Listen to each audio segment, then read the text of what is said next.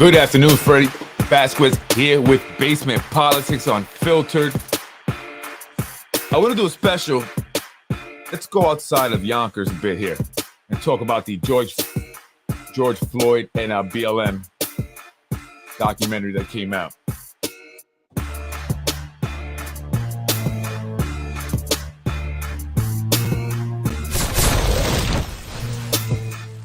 Good afternoon, folks. I'm Freddie Vasquez. This is Basement Politics Unfiltered. Tonight, or this afternoon, the George Floyd case, the impact on Black America and all America, right?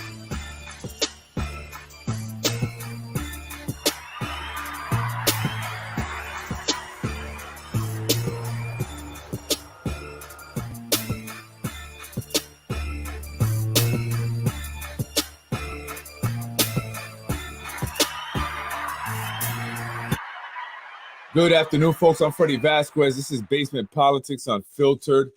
This afternoon, I wanted to come on and do a special about the George Floyd case and the impact on, I put Black America, but I want to say all America, really, and I should have said that. But I'll tell you why I said Black America in a minute. I want to show some video also from a documentary that was produced by Candace Owens, right? And at first, I want to say I'm not trying to convince anyone of anything. Not. I want to simply show information that maybe you didn't hear about or see. I know I didn't hear some of this information, such as the coroner's report, such as the drugs that were actually found in the back of the police car. And I'll tell you why that's important, as well as video from the body cam of one of the officers showing police officer Derek Chauvin, who was convicted of murdering George Floyd, showing him with his knee and where it was actually positioned.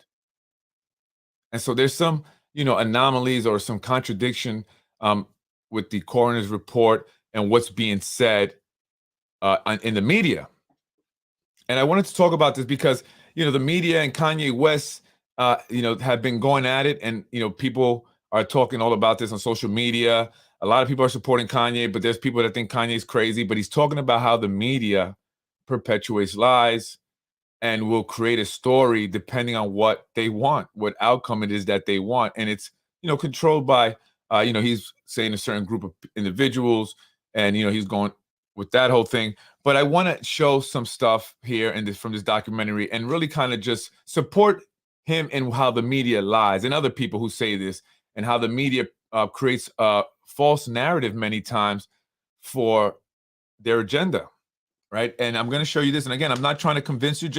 I always encourage people to look at all the information. There's no reason why you should just take what's being told on CNN or Fox News at face value. You cannot do that anymore. And you most certainly cannot get your information from Facebook memes. That's not facts. And I've had people try to prove me wrong with a Facebook meme. I don't get it. Folks, I want to show you just the beginning here of the media and how they kind of, they will go after you if you don't, go with the mainstream narrative. And so this is kind of what they were saying about Candace Owens initially when she didn't agree with the mainstream narrative on George Floyd. This video was just so disgusting, but I think it's important to understand how easily people can be corrupted into saying this type of disgusting nonsense. Candace Owens, that rotten bitch.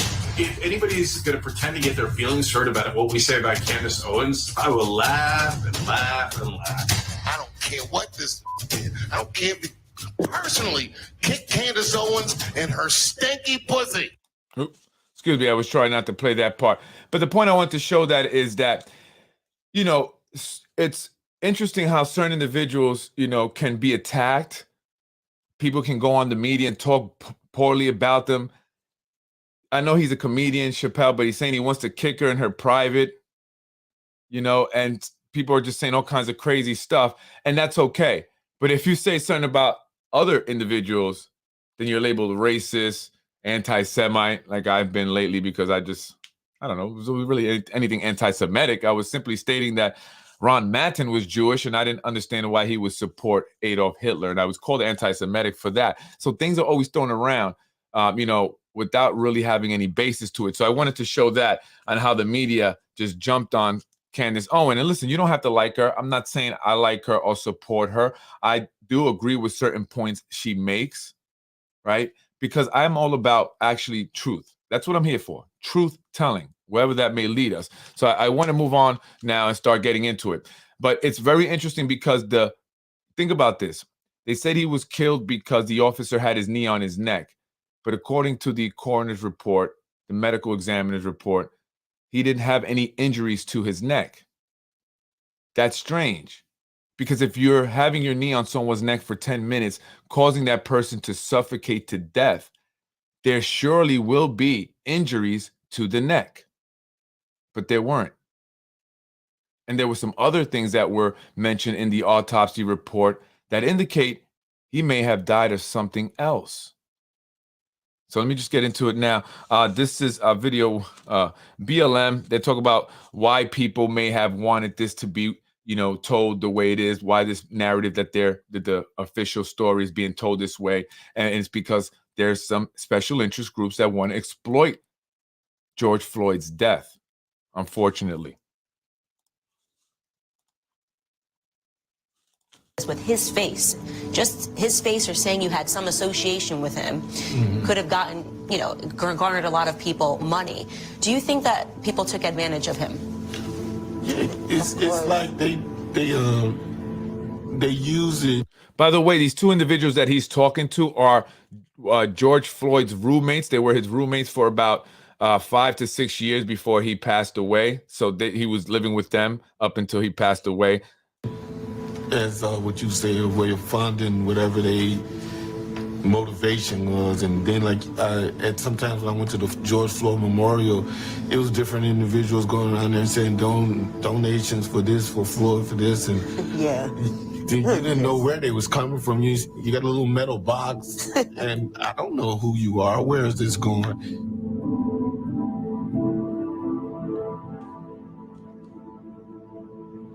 To meet with the president and the vice president, and for them to show their concern to our family, and for them to actually give an ear to our concerns and how we feel on the situation. I have to be strong because that's what he would want me to do.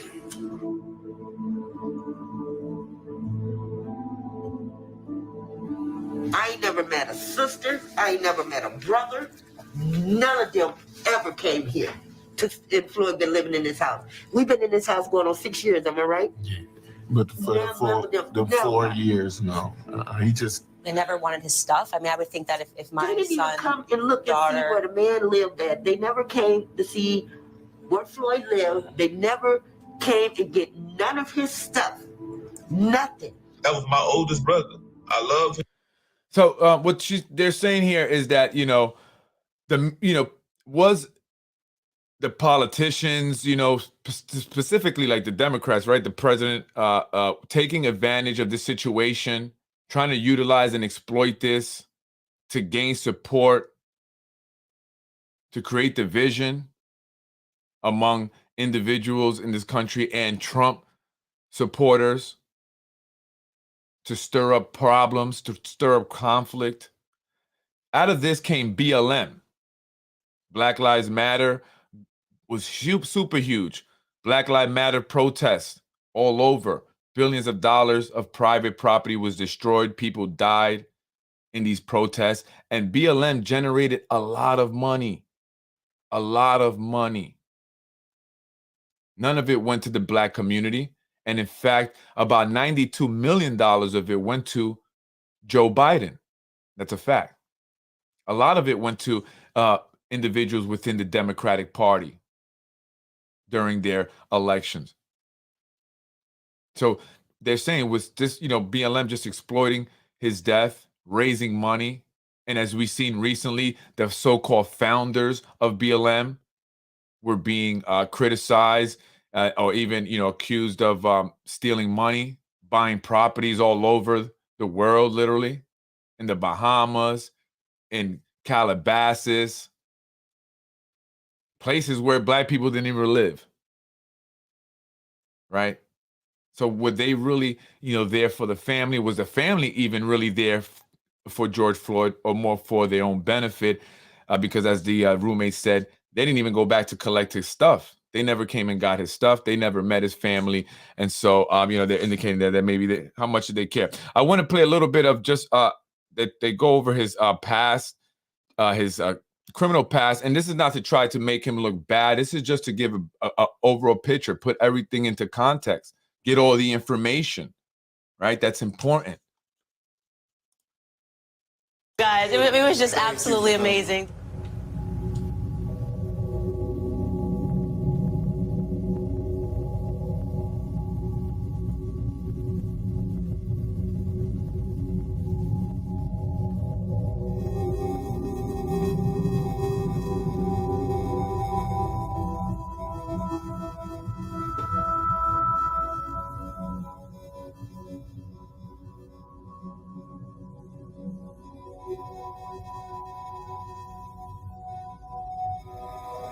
You imagine how absolutely traumatized that child was. And then you think to yourself, just a few years later, and you will have children that are wearing his shirt, referring to him as a hero, as some sort of savior, right? That's wrong. It's not right at all. And it was this case that I couldn't stay quiet on, and I had to make that video. In 1998, he spent 10 months in prison for theft with a firearm. In 2002, he spent 8 months in prison for a cocaine offense. In 2004, just 2 years later, he spent another 10 months in prison for a cocaine offense. By the way, I am not... So I wanted to show that because I want to say that I just wanted to make the point that, when I said the impact on Black America, and, I should have said America, but why I said Black America is because as a Hispanic, and I have Black kids, my kids are Black, my wife is Black, many of my best friends were Black and Hispanic and all colors. I have all races, whatever, right? I get along with everybody, right? I don't agree with this either. I'm from the hood, okay? I grew up in the hood. I grew up around mostly Hispanics and Blacks, but mostly Hispanics. I was born in prison. My mother was incarcerated when I was born. I spent my first 8 months in a women's facility, prison facility, crying, getting my diaper changed. I could only imagine, how that affected me. And, did I get any love and stuff like that? My mother would never really talk to me about it. Something that, still just kind of kept quiet. But the point I'm making is that I grew up, in a very rough environment. I grew up poor, and so I'm not, looking to make excuses for Candace Owens or for Republicans or for, white people, because some people will say this, and that's why I say that. I'm simply here to present the facts. Simply present the facts. And I know from growing up in the hood, when someone does something, many times I've seen this happen, they get arrested, or I should say they get killed, I should say. And, their families will be on TV, on the news, crying, as right they should. They love the person, but they'll say some things that aren't even true. They were going to school, they just enrolled in college and they wanted to be, no, they weren't. They were out here robbing people. I know about it. And he robbed the wrong person, and that person came back and killed them. Right? And so this is bad because it gives a bad image to young Black and Hispanic kids. Right? It takes away the accountability factor. Where's the accountability for putting himself in the situation by first trying to pass off a counterfeit bill, and secondly, by purchasing drugs, third, by trying to stuff those drugs in his mouth so the police wouldn't find them, which is what, honestly, in my opinion, ultimately led to his death. He had an overdose. And I'm going to show you that. And so what we do then as a society is we allow the media to create this because politicians want to utilize this for their own benefits, and other individuals and organizations to generate millions and millions and even billions of dollars like BLM has, perpetuating a lie, creating a statue for a man. There's so many other positive blacks and Hispanics that could have a statue. And I made a comment, you know, and I was kind of half jokingly, but I said, they don't have a statue for Jay-Z. I mean, he has provided jobs for a lot of people, including blacks and Hispanics, and he's made many blacks and Hispanics multimillionaires. That should be celebrated, right? Even if maybe he had a past, you know, growing up, but he changed his life. Or other people you can find, right? But no, they make a statue of George Floyd, a guy that was essentially resisting arrest, tried to hide the fact that he had just purchased drugs by swallowing them and ultimately having an overdose. And that happens. Again, I grew up in the streets. I know drug dealers. I know guys that used to hustle. And when they would have what they call pieces, right? The crack pieces, they would have a handful of them and they run from the police because they don't want the police to get them. And they didn't want to dump them because that's money. So they would swallow them. Or sometimes they didn't have time to dump them. So they would be, in this case, like George Floyd, wrestling with the police, creating some kind of diversion so they can get it in their mouth and swallow it. And what has happened before is that the baggies have opened up inside their stomach and they've had to go to the hospital because they started to overdose. That's happened many times. That's a drug dealer thing, a hustler thing. Or if you're purchasing drugs and you don't want to get caught with it. I knew a guy once that tried to eat weed. That was funny. It wasn't going to work, right? So I want to show you that. I'm going to show you a video of a previous arrest because the video looks exactly similar to the arrest where he ended up losing his life, or where he died. This is from 2019.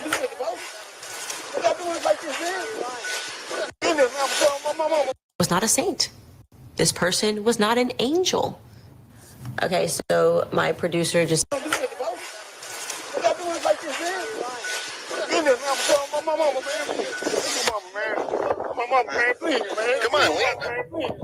Okay, this is super interesting because he's saying mama again. And obviously I know that throughout the trial, his girlfriend testified that he calls her mama, and the media made such a big deal saying that.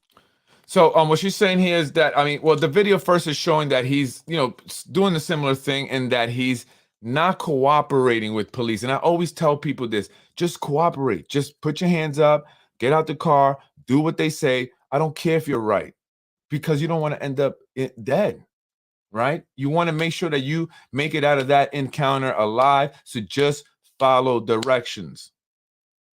All individuals, don't care what color you are, follow directions. Do not give police a hard time. Whether you're innocent or not, fight it in court. You can't fight it on the street there. The police are not the judge or jury. They're simply there to take you in. You deal with it in court, and they're going to take you in by any means necessary.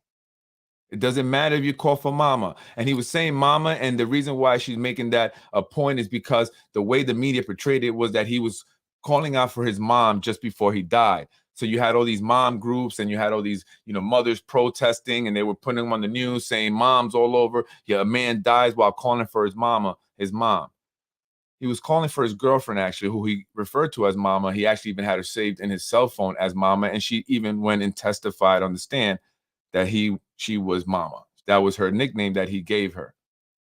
But even if it was his mama, he's a grown man. And if you're committing crimes, mama can't save you. Mama cannot. My mother always told me, right, that if I ever got arrested, she was going to leave me in there. And maybe that's because she felt that she was abandoned by her own family. I don't know, when she got into her thing. But that scared the crap out of me. I said, I don't want to go to jail because my mother's going to leave me in there. And I don't want to stay in there. Right. And whenever I got in trouble, the last person I wanted was mama, because I didn't want her coming and whooping my butt also, So I want to move now to who is Derek, and listen, Candace on you may not like her, and I'm not saying I agree with her all the time, and sometimes I don't like her delivery. I think her delivery takes away sometimes from her message, and she can come off as insensitive, and kind of arrogant, and like, the matter of fact, this is what it is. But some of what she's saying, a lot of what she's saying, I actually agree, especially when it comes to the Black community. right? When she was in front of Congress testifying, and she said to this white woman, how can this white woman that doesn't know anything about being black or growing up in a black community tell me what is the biggest problem in facing blacks in this country, right? And it's definitely not police killing them. It's absolutely not. And I'm not saying that, listen, that hasn't been issues, but that's not the number one problem facing Black America or Hispanics in America. Okay, I will tell you that. I'm going to move on there. I don't want to get into that. I want to get into the video when the police officers approached the vehicle the day that he passed away and what happened there. So he's in the vehicle now. He's with another individual. And I don't know how many people noticed. I didn't notice. I just found out watching this documentary that there was another individual in the vehicle, and it was actually the drug dealer that was selling him the drugs. That's what was going on there. It was a drug transaction in the car after he left the store trying to pass the counterfeit. And that's why he had the drugs on him that he tried to stuff down his mouth, right? And the drug dealer goes to court and, he testifies whatever he said. But one thing he didn't say was that he was selling him drugs, and he pleaded the fifth. He said, I don't want to incriminate myself, during the trial to say what I was doing there, which I think was very valid and needed to be said, because ultimately I believe after watching this and seeing the facts that he passed away from an overdose on fentanyl. That's my opinion based on the facts here. Damn, man. Stay in the car. Let me see your other hand. I'm sorry. Dr. Ron Martinelli, forensic criminologist and certified medical investigator and police practices expert. Let me just preface this. I have no dog in the fight here, all right? We classically get a lot of officer-involved shootings and in-custody deaths, but we take them from all sides. So my advocacy is for facts and evidence, not for people or entities. So if the officers are doing what they're supposed to be doing as they were trained to do it, I'm going to tell you. If they're not, I'm also going to tell you that. What was your assessment of the police behavior in seeing the full video and seeing how things played out? They make contact with Mr. Floyd, and that is totally appropriate because they're investigating a third person's report of criminality. Stop moving. I'm not doing nothing. Put your hands behind your back then. I'm not doing nothing. Stop resisting, man. Stand up. Please, man. Stand up. Why are you doing me like this? Stand up. Come on. We're trying to get out of the street here so you don't get hit by a car. So for the officers, what they have to do is they have to begin an investigation to ask him probative questions, seeking more evidence to determine whether a crime has occurred. All right, what's your name? George. We're here because it sounds like you gave a fake bill to the individuals in there. Yeah. So once they put the handcuffs on Mr. Floyd should have known, albeit he's under the influence of drugs, are you on something right now? No, nothing. Because you acting real erratic.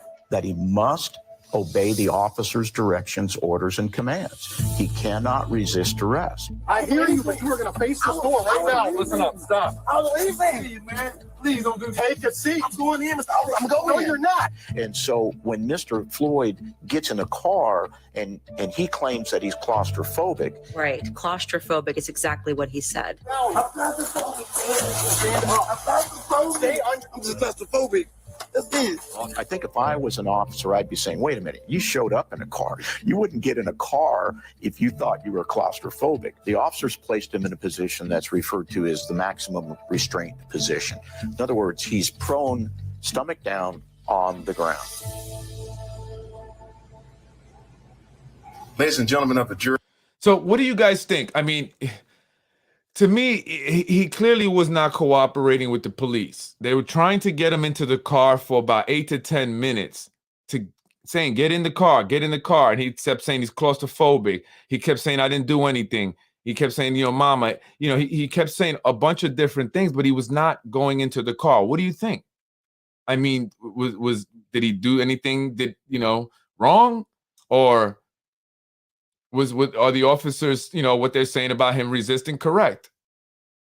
And I'm not saying he deserved to die. For one, I want to make that very clear. No one deserved to die. He didn't deserve to die for anything he did that day. Unfortunately, he ended up dead. But again, that was more because of the fentanyl that he took.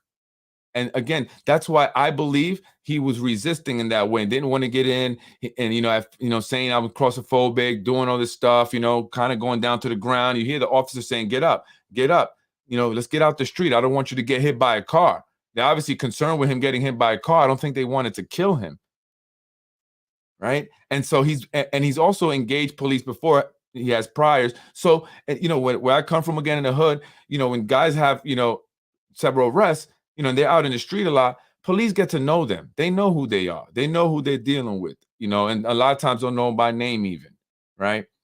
So there's that kind of like that unusual relationship there, right? That exists, right? So, and he wouldn't get in though. And so was he trying to resist because he wanted to create a diversion to throw drugs into his mouth, right? And I think that's what it was, and that's what he tried to do.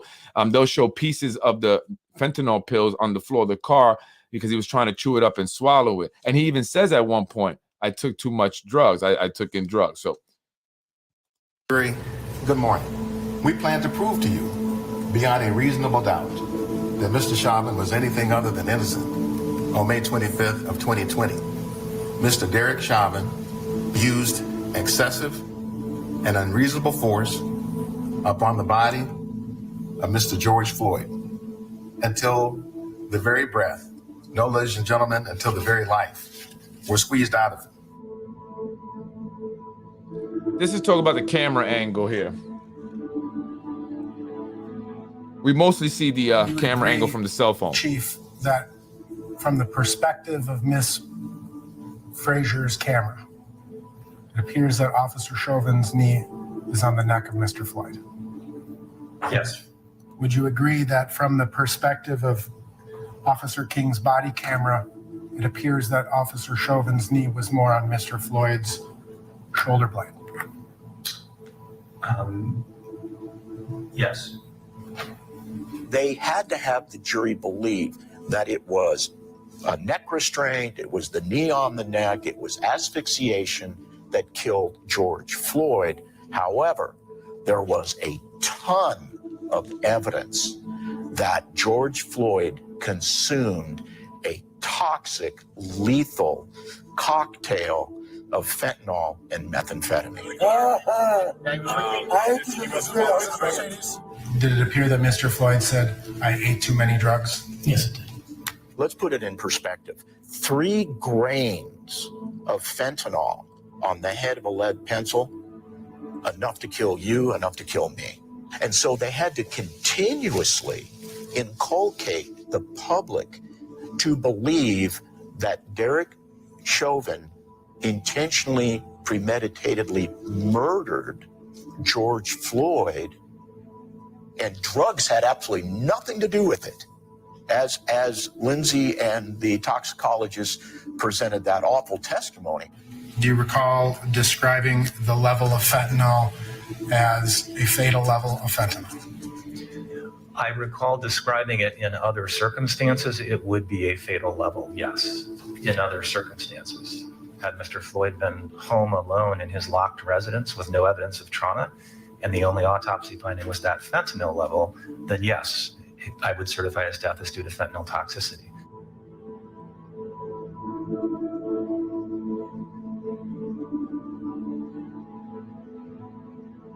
I know I can't breathe. I can't breathe. I can't breathe. Take a seat. I can't breathe. Here, come on out. The autopsy is generally broken down by, number one, how the body is presented and, what his height and weight is. And then it goes through the neurological system, exterior trauma, interior trauma. But I go right to the cardiovascular system. And there I look at the heart weight. How much does the heart weigh?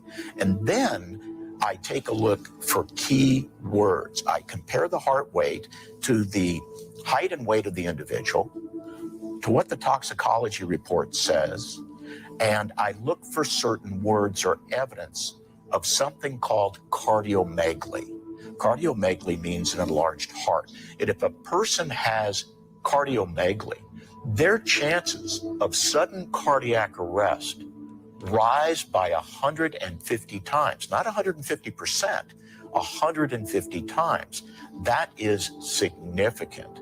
And then we have the whole issue of the police encounter and the basal metabolic rate rising. Think about him being agitated, chaotic, excited, and his heart is pumping, pumping, pumping. There is zero empirical forensic evidence, medical evidence of any biological mechanism, physiological mechanism that would have interfered with George Floyd's ability to get sufficient oxygenated blood up into the brain. There's zero evidence of that. There was another passenger in the vehicle, and that. So really quick, did you hear what the medical examiner said? He says, had George Floyd been home alone, he would have said he died of an overdose. But because the police were there and, you know, they had that whole thing where he was supposedly putting his knee on his neck. But if you see there, it was on his shoulder blade, right? Obviously, that angle is not the angle that we were shown over and over. It was the cell phone from the other in front where it looks like it's directly on his neck. And again, you see there, the autopsy report did not state any injuries to the neck. Didn't state any. Said his lip, forehead, obviously his face is on the ground. That's from the street, right? Or maybe something else. But nothing on the neck where it would obviously need to be, injuries would need to be present if that's what killed him. If it was his knee on the neck, putting that much force down for 10 minutes, as they say, that would have had, caused injuries to the neck. It's not easy to just suffocate somebody, right? Like they show in the movies, you have to apply a lot of pressure to where you break bones in the neck. And there was no injuries to the neck, no bruising or nothing around the neck. You saw what the guy said about his heart, how it was enlarged because of the methamphetamine and the fentanyl. And when he says he can't breathe, he was saying that even before he was down on the ground. He was saying it while they had him inside the car halfway in. And that to me tells me, along with everything else that they were saying here, that it's because the fentanyl was kicking in. He had taken it and it caused him to have respiratory problems. Now, the guy here that you see getting out the car, that's the guy that was selling him the fentanyl that he was just buying, that he was trying to swallow real quick so he wouldn't get arrested with it. That passenger was Mr. Floyd's drug dealer. However, he did not end up providing helpful testimony because of his own criminal liability. Okay, and why would you not answer those? I'm fearful of criminal charges going forward. I have open charges that's not settled yet of my personal stuff. So basically you are invoking your Fifth Amendment right against compelled self-incrimination? Yes, sir.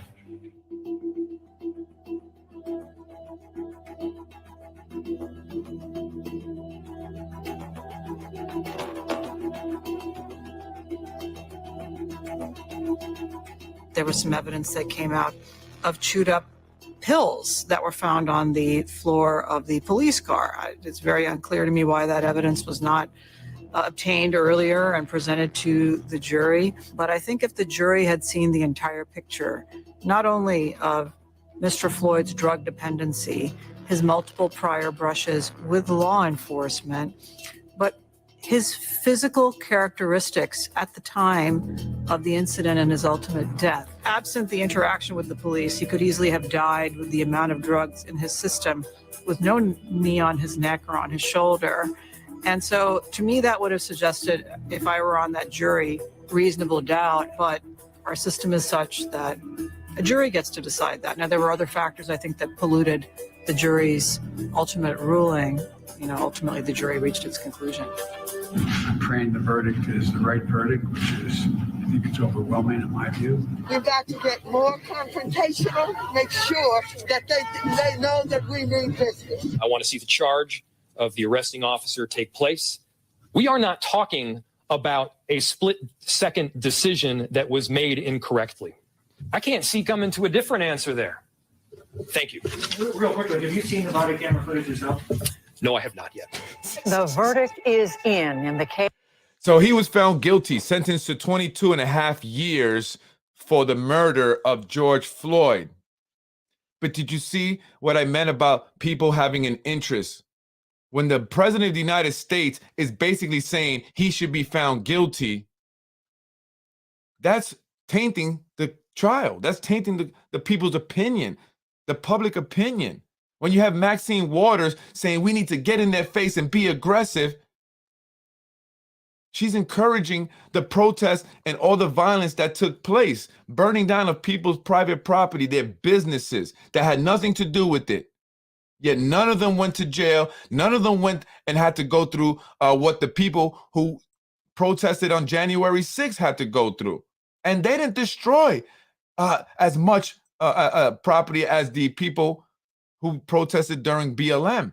They didn't burn down the Capitol. They didn't steal anything from there. Maybe a little souvenir, trinket being silly.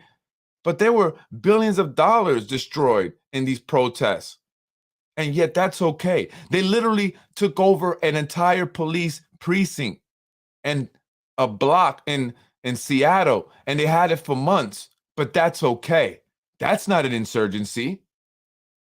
That's not terrorism. I don't understand the way people think in this country anymore. And that is why we're so divided. That is why we are in the state that we are in. And our country is headed for third war. Our economy is headed for disaster. And yet this is what we're doing. We're arguing with each other.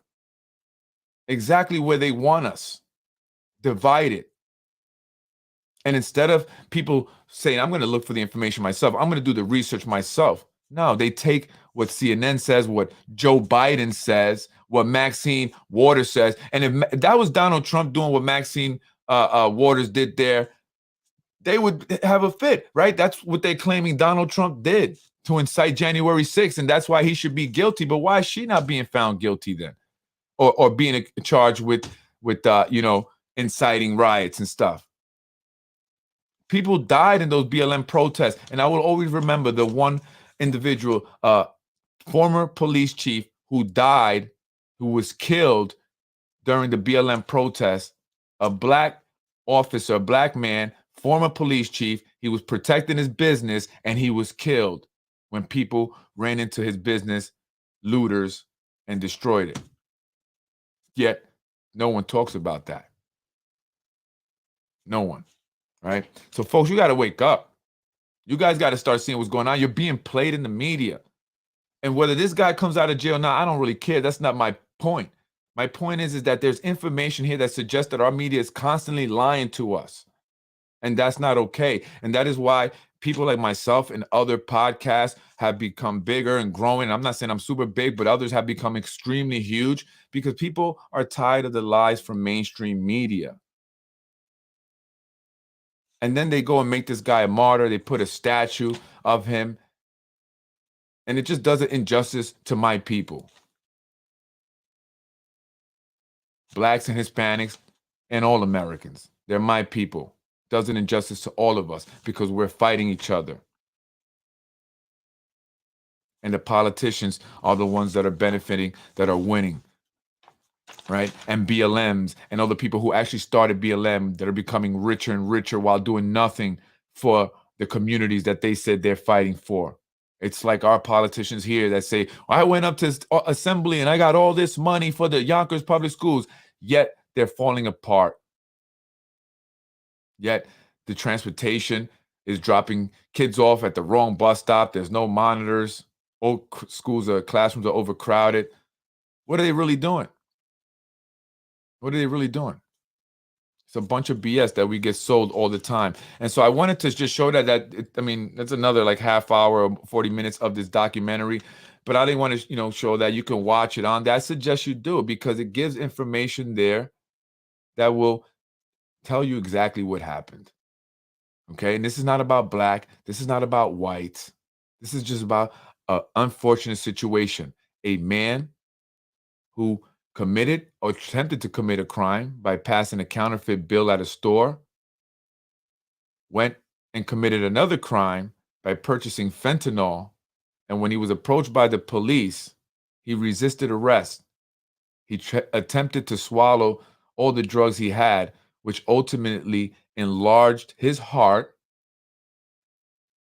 and caused him to have trouble breathing, which is what fentanyl does and how people die. Their respiratory system just shuts down. And that's ultimately what was happening to him. And it had nothing to do with the guy's knee on his neck. He had no injuries on his neck. Right? So and it's not about defending this guy. It's about the truth. It's about the truth. And knowing what the truth is and not having people believe a lie. And people going out there and protesting and, it's just not right. You guys got to get this information correct, man. I debate with some people online and you guys are just totally off, man. Just completely off. Having the facts, just don't have them. So, So anyway, I'm going to be on tonight with, I might ask Anthony DiMaggio about this as a police officer, right? And I think he might have agreed. He made a comment saying that, it was the guy's knee on his neck for 10 minutes. But I said, did you see the other angle from the body cam? It clearly shows his knee was on his shoulder blade, and all the other evidence that is presented there, facts, show that he died of an overdose of fentanyl, which is a huge problem and what we really should be all getting together to discuss, because it's hurting people right here in Yonkers. And I saw that the Yonkers Voice had a mother who lost her 15-year-old daughter here in Yonkers to a fentanyl overdose when she was given a fake pill. I did reach out to the mom. I told her maybe we should come on the show and we can talk about that as well. I did a podcast as well on it and the overdose problem that's happening here in the city of Yonkers. And it's a huge problem. And that's ultimately what happened in the George Floyd case. And it's unfortunate because a lot of lives were destroyed. George Floyd lost his life. That police officer went to jail for 22 years, where he's now locked up for 23 hours a day in solitary confinement. The family of George Floyd, the family of the officer, the mom, I felt bad for her, and everybody said good things about him, just as they said good things about George Floyd. So it's unfortunate, right? But if we continue to believe the lies, we're never going to be able to fix the problems that we have in this country. So it's like drug addiction. You have to admit that the problem exists first in order to fix the problem, right? So that's what I try to do here on Basement Politics. I try to provide the truth and just get people to think. Right? I'm not trying to convince you you can believe what you want, but hopefully that I presented some information there that'll just at least get you to think. I'm Freddie Vasquez. Join me tonight as I have Anthony DiMaggio back on. By the way, I saw Shanae. Shanae, did you see me? I know you saw me, girl. She was in her city car, looking like a star. In her city car. Shanae Williams, District 1, District 1, District 1. I saw her in her city car. She was looking like a star. She had a police badge on the windshield. What does that mean, Shanae? Are you getting out of tickets? Is that what it's for? Come on, Shanae. Can I see? Anyway, I saw Shanae Williams today driving on Main Street. She was turning in. She looked at me. I know she saw me. I stopped at the store there. She was in her city car. You can tell by the plate. You can tell by the make. And then she had a little those police, badge things that people put on the windshield. I think as they, I don't know, or maybe do they all get that and they put on their windshield? I don't know. Anyway, Shanae, I hope you were going to help some of your constituents, like the mother of 4 who's living with mold in your district. I hope that's what you were rushing off to. Anyway, folks, I'm Freddie Vasquez. I'm up out of here. Join me tonight for Anthony DiMaggio. Shout out to Yonkers Police.